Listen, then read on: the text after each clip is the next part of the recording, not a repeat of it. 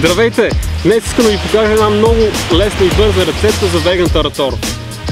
Да, тя е много лесна и бърза, защото ни е необходим само слънчогледов тахан, който разреждаме с малко вода и лимон сок и получаваме страхотния айран или разредено кисело мляко, което ни е основата за таратора. Всичко останало си е както си го знаем по рецепта.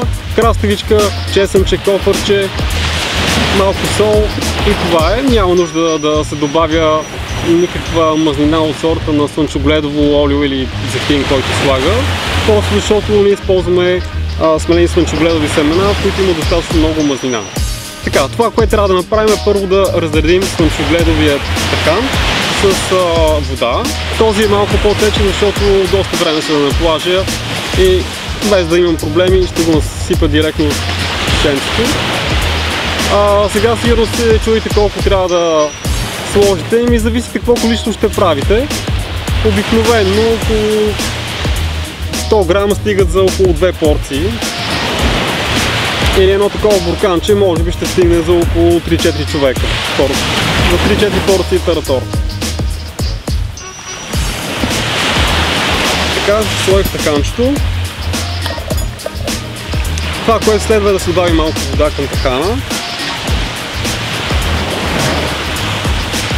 Слагаме малко. След това добавяме още. Въпреки че сега цветът е малко странен, ще стане абсолютно бял. Доста сгъсти, затова му трябва още вода.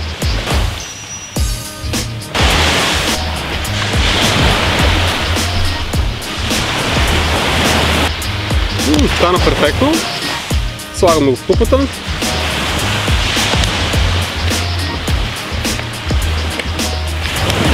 Добавяме малко сол, малко лимонов сок,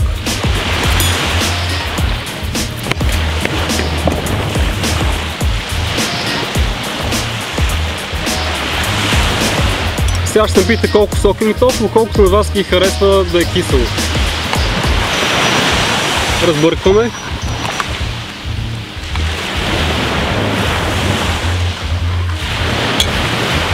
Перфектно.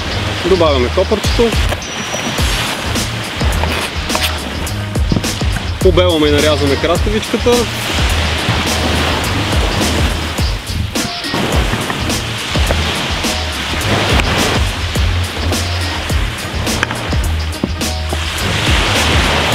Разбира се, не може без чесънче.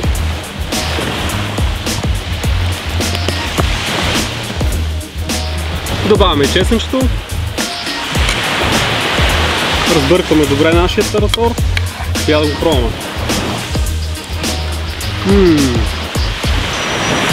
Невероятен вкус.